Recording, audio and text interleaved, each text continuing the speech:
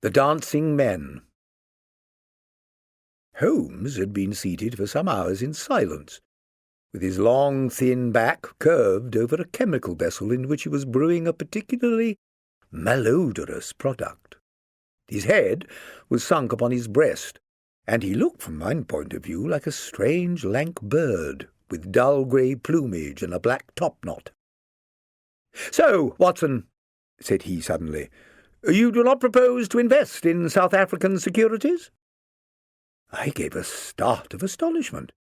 Accustomed as I was to Holmes's curious faculties, this sudden intrusion into my most intimate thoughts was utterly inexplicable. "How on earth do you know that?" I asked. He wheeled round upon his stool with a steaming test tube in his hand, and a gleam of amusement in his deep-set eyes. "Now, Watson, confess yourself utterly taken aback," said he. "I am." "I ought to make you sign a paper to that effect." "Why?" "Because in 5 minutes you will say that it is all so absurdly simple." "I'm sure that I shall say nothing of the kind." "You see, my dear Watson," he propped his test tube in the rack and began to lecture with the air of a professor addressing his class. "It is not really difficult to construct a series of inferences, each dependent upon its predecessor, and each simple in itself. If, after doing so, one simply knocks out all the central inferences and presents one's audience with the starting point and the conclusion, one may produce a startling, though possibly a meretricious effect.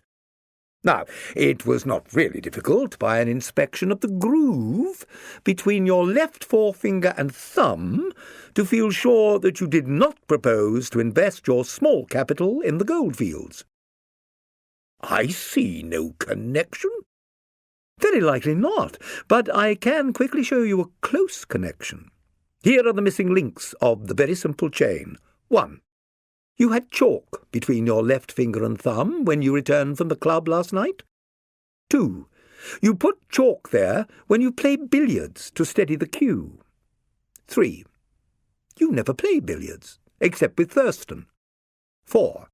You told me 4 weeks ago that Thurston had an option on some South African property which would expire in a month, and which he desired you to share with him. 5. Your cheque-book is locked in my drawer, and you have not asked for the key. 6. You do not propose to invest your money in this manner." "How absurdly simple!" I cried. "Quite so," said he, a little nettled. "Every problem becomes very childish when once it is explained to you. Here is an unexplained one. See what you can make of that, friend Watson." He tossed a sheet of paper upon the table, and turned once more to his chemical analysis.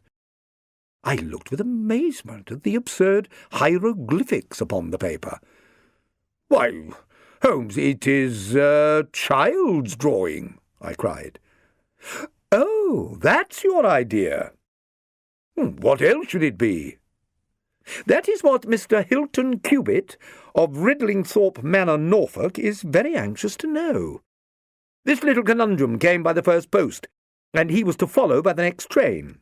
There's a ring at the bell, Watson. I should not be very much surprised if this were he."